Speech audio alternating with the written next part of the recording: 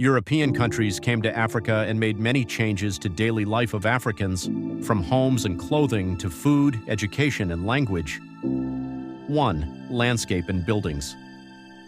Before colonization, African landscapes were green, with rivers, forests, and animals.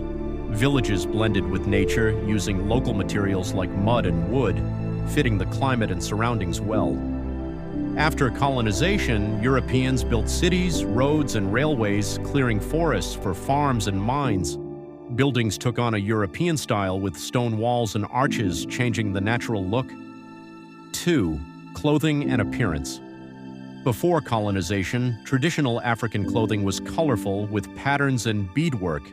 Each tribe had its own style, and clothes, jewelry, and hairstyles held cultural meanings.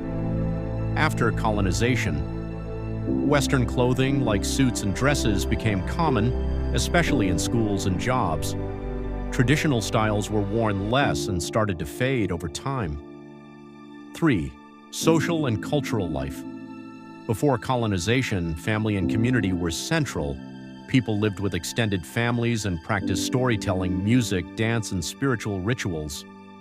After colonization, European customs and Christianity spread. People moved to smaller family units, and European laws replaced local customs, changing family and community structures. 4. Food and agriculture.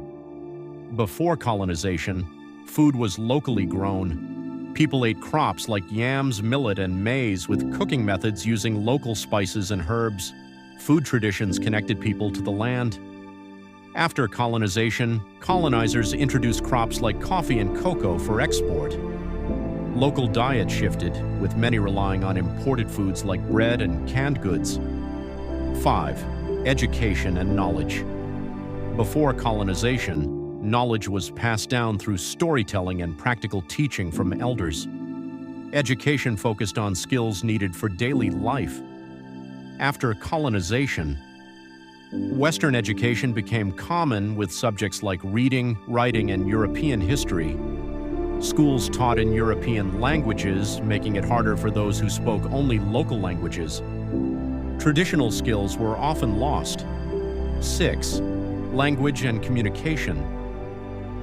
Before colonization, Africa had many languages, and people used stories and proverbs to share knowledge. Language was central to each community's identity. After colonization, European languages like English, French, and Portuguese became official, especially in schools. Local languages were used less, which led to a loss of cultural identity.